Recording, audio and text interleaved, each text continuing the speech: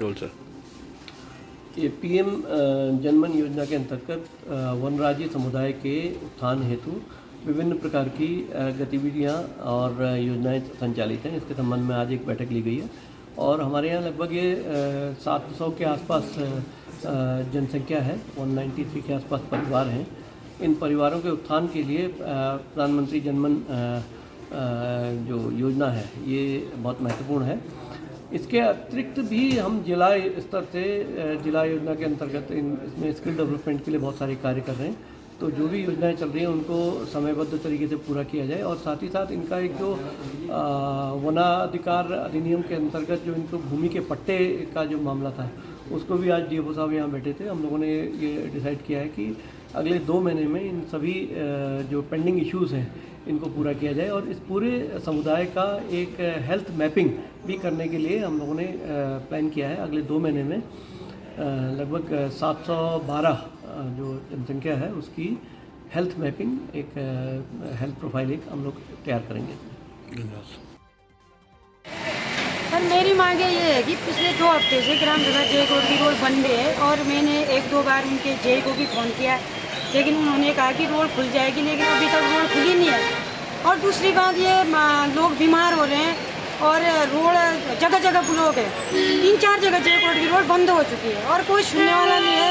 और दूसरी बात हमारा हेलीपैड ग्राउंड भी जो है कि ध्वस्त हो चुका है। अगर बरसात में कोई बीमार हो गया तो दूसरी जगह हमारे पास जगह नहीं है।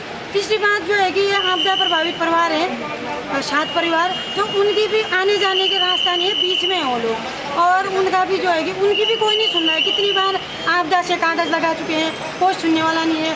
और स्कूल के ऊपर तो सर आपको पता ही होगा, और वहीं है हमारा मतदान केंद्र रावमा भी राजकीय इंटर कॉलेज जय कोट में हमारा जो है कि मतदान केंद्र है और 3 दिन मतदान अधिकारी वहाँ कैसे रहेंगे, ये शासन प्रशासन की जिम्मेदारी है।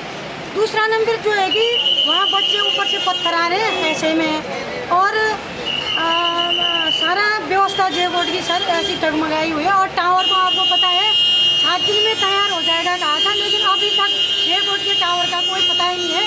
पता नहीं वो 7 दिन कब आएंगे, वो हम सोचने में है। और ये चुनाव हो रहे हैं, लेकिन सरकार को चुनाव कराने हैं, राजनीतिक दलों को चुनाव में आना जरूर है, लेकिन टावर के बारे में कोई सुनवाई नहीं कर रही है। मेरी यही मांगे है कि हो सके तो ये सारी मांगे चुनाव से पहले 24 तारीख से पहले हो जानी चाहिए, नहीं तो उसके बाद हम आगे की कार्रवाई करेंगे। तो हमारी समस्या ये है कि जो है अभी त्रिस्तरीय पंचायत चुनाव नज़दीक है और हमारे गांव में जो है यातायात बाधित हो रहा है, सड़कें जो है बंद पड़ी हुई हैं।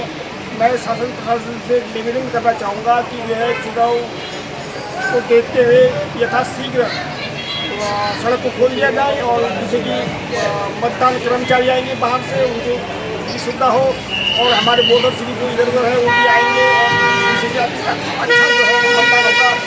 इसके अलावा जो है आपका कोई आपदा होने पे जो है हमारे हेलीपैड भी ध्वस्त हो रखा है, उसको भी ठीक किया जाए। मेरा शासन प्रशासन से जो है ये मेरी ओर से विनती है, रिक्वेस्ट। अभी हमने एसडीएम साहब को ज्ञापन दे रखा है, तो हमारा मुख्य मांग ये है कि अभी रोड का जो जय कोट टू कुड़िला रोड मोटर मार्ग है वो मतलब पिछले 2 हफ्ते से बंद है और वहाँ पे अभी बाहर सब मार्केट से जाना है, अभी रोड बंद होने के वहाँ बहुत पैदल चलना है, तो इसलिए बहुत दिक्कत हो रही है। तो हमारे सरकार से यही मांग है कि जल्द से जल्द रोड का 1 हफ्ते के अंदर रोड का कार्य किया जाए। और दूसरा मुद्दा ये है कि हमारे टावर का है, टावर वहाँ पे नेटवर्क लग चुका है और सब एनओसी हमसे जो लेना था एनओसी ग्राम पंचायत से ले चुके हैं, लेकिन फिर भी वहाँ का बी सेट लगना है, लास्ट बी सेट बचा हुआ है, वो अभी तक नहीं लगा है। तो हमारी समस्त ग्रामवासी की यही मांग है कि जल्द से जल्द वो बी सेट लगा के गाँव में नेटवर्क की सुविधा दी जाए ताकि चुनाव अच्छे तरीके से हो और लोगों को परेशानी ना हो इस चुनाव के बीच। बस आज नगर पालिका के घड़धार वार्ड में दीनदयाल पार्क में नगर पालिका के द्वारा और एनडीआरएफ के द्वारा सफाई अभियान चलाया गया, जिसमें पार्क की पूरी सफाई की गई। और उसके बाद क्योंकि सफाई भी ज़रूरी है, नगर में गंदगी चाहे प्रदूषण अंदर हो या बाहर दोनों ही हानिकारक होता है, इसलिए टाइम टाइम पर हर जगह सफाई अभियान चलाया जा रहा है। और इसके अलावा बरसात के मौसम को देखते हुए एनडीआरएफ के द्वारा वहाँ पर सभी कर्मचारियों को ट्रेनिंग भी दी गई और किस प्रकार से कहीं पर आपदा आ गई उसका बचाव की उसमें सारी ट्रेनिंग दी गई। तो इसी प्रकार के सफाई अभियान और ये एनडीआरएफ के द्वारा ट्रेनिंग हमेशा आगे भी चलती रहेगी। सबसे पहले तो हमारा मांग यह था कि चुनाव मतलब दोनों जगह किया जाए, क्योंकि अभी मेन है मानसून बरसात का समय है। इसमें हमारे रोड ब्लॉक मतलब काफ़ी होने की संभावना है।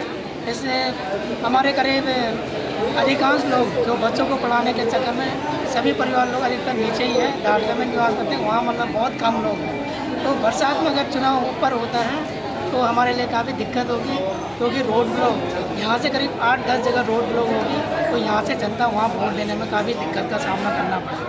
इसलिए जान माल का भी नुकसान हो सकता है।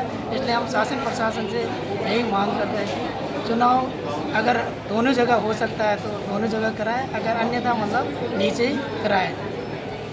एसडीएम साहब अब उनकी अपनी अपनी बातें हैं, क्योंकि एसडीएम धारचूला है, वो कभी डीएम की बातें करते हैं, कभी प्रशासन की बातें करते हैं, आयोग की बातें करते हैं। दारमा वैली के रहने वाले जितने भी हैं उनके पास ना गाड़ी है ना घोड़ा है। 80% लोग यहाँ रहते हैं, 20% लोग वहाँ रहते हैं, वहाँ पर माइग्रेशन वाले हैं। अब इससे पहले 2014 में दो जगह बूथ बने थे। हम चाह रहे थे कि दोनों जगह बूथ बने और दोनों जगह जो है ना इलेक्शन हुए हैं। अगर यहाँ से दारमा जाते हैं, हमें रहने के लिए जगह नहीं, खाने के लिए सामान नहीं, गाड़ी की 80 किलोमीटर है, रास्ते में फंस जाएंगे, उसका कौन जिम्मेदार लेगा। कहीं कहीं तो ट्रॉली में जाना है, ट्रॉली भी बंद हो गया। तो यही हमारे बहिष्कार। अब चाह रहे हैं कि जितने भी टिकट ले रखे हैं वो टिकट वापस करेंगे, वापसी के थे हम लोग चुनाव बहिष्कार करेंगे।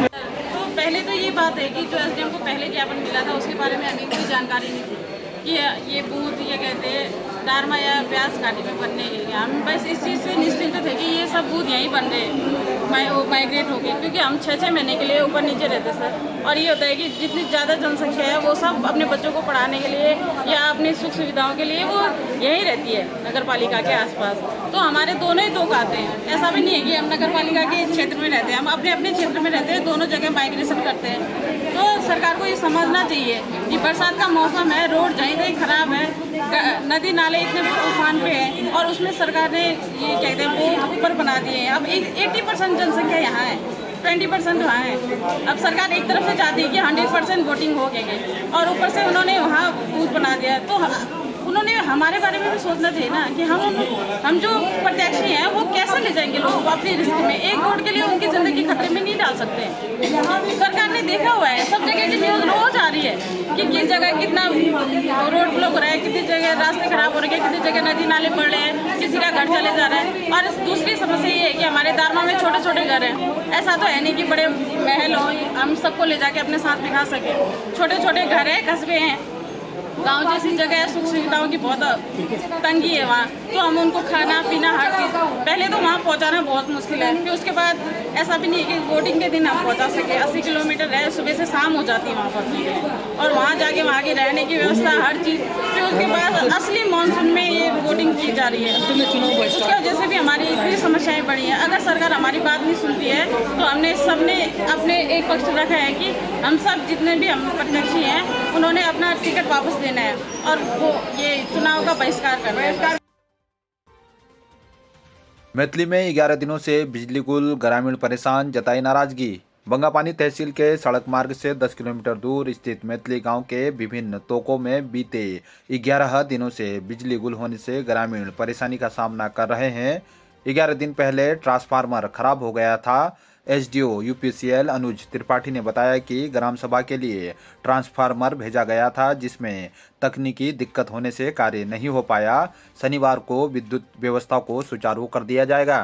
सभा के यहाँ पे मैथिली और थली तोक में 20 दिन हो गए, यहाँ पे कोई लाइट नहीं है और इसके बाद यहाँ पे काफ़ी दिक्कतों का सामना करना पड़ रहा है। बरसात का मौसम है, बिजली विभाग की लापरवाही, 2 ट्रांसफार्मर भिजवाए, दोनों यहाँ पे ख़राब हैं। और यहाँ पे बरसात का मौसम है, आपदा क्षेत्र है, नदी नाले बाड़े सब यहाँ पे उफानों पे है, डेली बारिश हो रही है। यहाँ पे लाइट की कोई सुविधा नहीं, फ़ोन चार्ज करने भी 5 किलोमीटर दूर जाना पड़ रहा है। एक दूसरे से बात करने या कनेक्टिविटी के लिए कोई यहाँ पे उतनी हमारे पास खास सुविधा नहीं है सोलर प्लेट की, क्योंकि आज तक लाइट था तो सोलर प्लेट का उतना वहाँ यहाँ पे वो उपयोग है नहीं। तो यहाँ पे कई अच्छा खासा यहाँ पे दिनचर्या चल रही थी और लाइट की वजह से यहाँ पे पूरा ख़राब कर दिया है। और आपदा क्षेत्र है, कहीं पे रात में कहीं भूस्खलन आ जाते, किसी के घर में बगल में कुछ स्लाइडिंग हो जाती है, तो वहाँ पे बचाव कार्य के लिए भी किसी को फ़ोन करने के लिए या किसी को यहाँ पे बुलाने के लिए भी हमारे पास उजाले की व्यवस्था नहीं है। अंधेरे का सहारे में हम यहाँ पे 1947 से पहले वाली ज़िंदगी इससे अच्छी थी। यहाँ पे तो आज़ादी के बाद यहाँ पे हमें ऐसी ज़िंदगी जीनी पड़ी गुलामों वाली। ना कोई अधिकारी सुनने वाला है, ना कोई यहाँ पे बिजली विभाग का कर्मचारी सुनने वाला है। सब ने मनमानी कर रखी है यहाँ पे, ना कोई नेता सुन रहे हैं इस बात को। और धन्यवाद, यहाँ पे हमारे बुजुर्ग, हमारे ताऊ जी ये बोलेंगे कि कैसी दिक्कतों का हमें सामना करना पड़ रहा है। तो 2 शब्द आप बोलिए थोड़ा। अब लैंप भी नहीं है, मटेरियल भी नहीं मिलता है सर, ये कैसे क्या हो गया है? हाँ, पहले लैंप चला सकते। उसके बाद लाइट आई, बराबर बिल देना ही पड़ता है हमें। अब 2 बिल आते हैं पर मंथ। यहाँ बिल आ रहे हैं 14 1500 पर मंथ का, जो यूनिट से काफ़ी आगे है पर यूनिट से। उसके बावजूद भी यहाँ पे लाइट ही नहीं जाती है। 2 महीने हो गए, 2 महीने में 15 दिन लाइट आ रखी है यहाँ पे।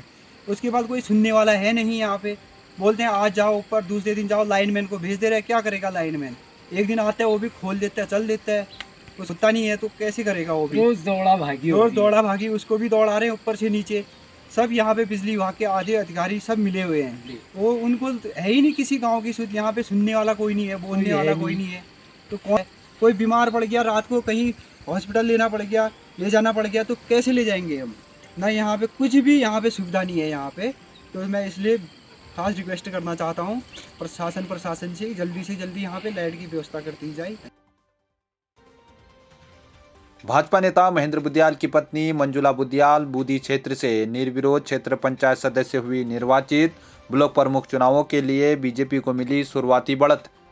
त्रिस्तरीय पंचायत चुनाव की सरगर्मियों के बीच ब्लॉक प्रमुख धारचूला की संभावित मुख्य दावेदार और भाजपा के कद्दावर पंचायती चुनाव के माहिर माने जाने वाले भाजपा नेता महेंद्र बुद्याल की धर्मपत्नी पूर्व जिला पंचायत सदस्य सिरदांग से अपने प्रतिद्वंदी को 1000 मतों से हराने वाली मंजुला बुद्याल बूदी क्षेत्र से निर्विरोध क्षेत्र पंचायत सदस्य निर्वाचित हुई हैं। नाम वापसी के अंतिम दिन आज दिन भर की कई अटकलों के बीच क्षेत्र के कांग्रेस नेताओं के काफी प्रयासों के बाद भी कांग्रेस के गढ़ कहे जाने वाले धारचूला में भाजपा नेता महेंद्र बुद्याल अपनी धर्मपत्नी को निर्विरोध निर्वाचित करवाने में सफल रहे। आपको बता दें कि पूर्व में नगर पालिका अध्यक्ष के दावेदार के रूप में महेंद्र बुद्याल ने बरम क्षेत्र पंचायत सदस्य के पद से इस्तीफा दे दिया था, जिसके बाद बरम क्षेत्र पंचायत सदस्य के रूप में भी मंजुला बुद्याल का निर्विरोध निर्वाचन हुआ था। आपको बता दें कि धारचूला विकास खंड में 40 क्षेत्र पंचायत सदस्यों में केवल 5 सीट ही एसटी आरक्षित हैं, जबकि सरकार के द्वारा धारचूला विकास खंड में ब्लॉक प्रमुख के लिए महिला एसटी के लिए आरक्षित किया गया है। ऐसे में भारतीय जनता पार्टी शुरुआती तौर पर बढ़त बनाते हुए नजर आ रही है। वहीं कांग्रेस अध्यक्ष अश्विनी नपलचाल ने मंजुला बुद्याल को निर्विरोध निर्वाचित होने के लिए बधाई देते हुए कहा कि ब्लॉक प्रमुख बनने के लिए 21 सदस्यों के समर्थन की आवश्यकता होगी। कांग्रेस पूरी ताकत से चुनाव लड़ेगी और विकासखंड धारचूला में कांग्रेस का ही ब्लॉक प्रमुख बनेगा। वहीं भाजपा नेता महेंद्र बुद्याल ने अपनी धर्मपत्नी के निर्विरोध निर्वाचित होने पर सभी उम्मीदवारों का नाम वापसी के लिए आभार व्यक्त किया और ब्लॉक प्रमुख की दावेदारी को मजबूती से पेश किया है। सबसे पहले तो जिन लोगों ने इस क्षेत्र से अपनी दावेदारी प्रस्तुत की और आज मुझ पर विश्वास जताते हुए मेरे धर्मपत्नी के समर्थन में अपना नामांकन वापस किया, उन सभी दावेदारों का मैं हृदय से आभार व्यक्त करना चाहता हूं कि उन्होंने विश्वास किया कि मिलजुल कर इस क्षेत्र का हम विकास कर सकते हैं। और उसके बाद हम समस्त क्षेत्रवासी जो कि हमारे से इस क्षेत्र पंचायत क्षेत्र में आते हैं, ग्राम पंचायत बूदी और जिप्टी के गाला, गरबा, जिप्टी और समस्त क्षेत्रवासियों का मैं हार्दिक धन्यवाद करना चाहता हूँ कि उन्होंने पूर्व में भी मुझ पर विश्वास जताया और मेरी पत्नी को जिला पंचायत सदस्य के रूप में चुनकर भेजा और वर्तमान में भी उन्होंने पुनः मेरे पर विश्वास जताया है। तो मैं प्रयास करूँगा कि समस्त क्षेत्र का अपने क्षेत्र पंचायत क्षेत्र के साथ साथ संपूर्ण विकासखंड के क्षेत्र का विकास करने के लिए हम इस प्रमुख के चुनाव में दावेदारी करेंगे और इसमें हम विजय सीट प्राप्त करने का प्रयास करेंगे। ये तो क्षेत्रवासियों का विश्वास मेरे ऊपर है, उसके लिए मैं समस्त क्षेत्र पूरे धारचूला विकासखंड के क्षेत्रवासियों का मैं आभार व्यक्त करता हूँ कि जगह जगह से मेरे को फ़ोन कॉल आ रहे हैं, धन्यवाद बधाई के संदेश आ रहे हैं और विश्वास जता रहे हैं कि आप इस क्षेत्र में पूरे विकासखंड में हम इस बार विकास की नई बयार लाएंगे। तो मैं समस्त धारचूला विकासखंड के क्षेत्रवासियों का धन्यवाद करता हूँ, मुझे विश्वास जता रहे हैं और जितने भी लोग इस क्षेत्र पंचायत के चुनाव में प्रतिभाग कर रहे हैं समस्त जो चाहे एक ही सीट से 3-3 लोग चुनाव लड़ रहे हैं, वो समस्त लोग मेरे पर विश्वास जताते हुए मुझे संपर्क कर रहे हैं कि भाई हम जब जीत के आएंगे तो आपके साथ हम कंधा से कंधा मिलाकर चलेंगे। तो मैं उन समस्त उम्मीदवारों को शुभकामनाएं देने के साथ साथ उनका धन्यवाद करता हूँ कि आप उनको मेरे ऊपर इतना बड़ा विश्वास जता रहे हैं। तो मैं प्रयास करूँगा कि आप सबके विश्वास में खरा उतरा।